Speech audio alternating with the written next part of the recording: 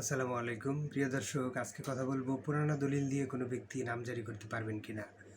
অর্থাৎ এই প্রশ্নটা অহরহ সবাই করে থাকে যে 1960 সালে আমার বাবা প্রপার্টি কিনেছে বা সম্পত্তি কিনেছে, সেই সম্পত্তি দিয়ে আমার বাবা এখন মৃত, মারা গেছে। সেই সম্পত্তি দিয়ে আমরা নামজারি করতে পারবো কিনা, আমরা দখল নিতে পারবো কিনা, আমরা সেই সম্পত্তিটা কাজে লাগাতে পারবো কিনা।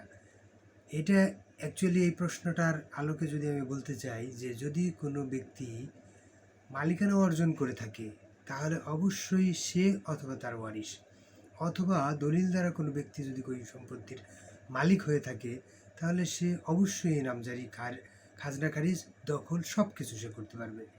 সে যদি চায় নামজারি খাজনা খারিজ করে সে পুকুর কাটবে করতে পারবে, সে বিক্রয় করতে পারবে, সে সব কিছুই করতে পারবে। তার এই অধিকার একচেটিয়া।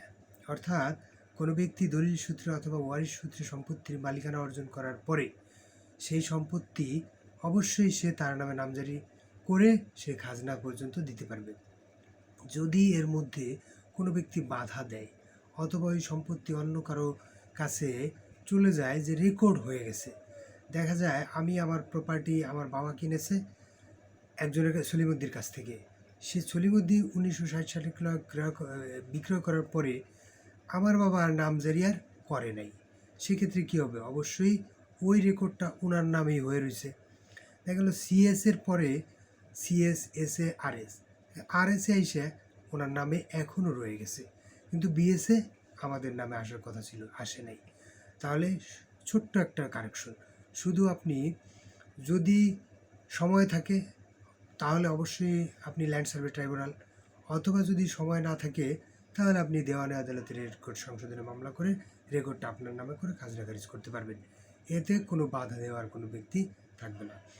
যদি এছাড়া নামজারি অথবা আপনি যদি মনে করেন যে আপনি প্রপার্টিটা বিক্রি করে দেবেন তাহলে আপনি করতে পারবেন। কিভাবে? আপনার বাবা সম্পত্তি ক্রয় করেছে, আপনার বাবার নাম আছে কিন্তু আপনার বাবা মৃত, সেক্ষেত্রে আপনি ওয়ারিশ হিসেবে ছেলে অথবা মেয়ে অথবা যেই হন না কেন ওয়ারিশ হিসেবে ওই প্রপার্টিটা আপনি বিক্রি করতে চাচ্ছেন। যদি বিক্রি করতে চান তাহলে আপনার নামে যদি নামজারি নাও থাকে, আপনি আপনার বাবার নামে যদি নামজারি থাকে তাহলে ওই প্রপার্টি বিক্রি করতে পারবেন।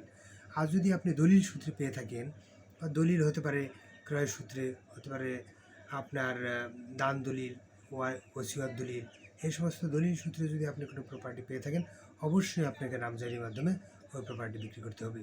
যদি বিষয়টা কোনো বিষয় জানার থাকে তাহলে আমাকে বলতে পারেন, আমি চেষ্টা করব আপনাদেরকে জানানোর জন্য এবং বোঝানোর জন্য। সবাইকে ধন্যবাদ। আসসালামু আলাইকুম।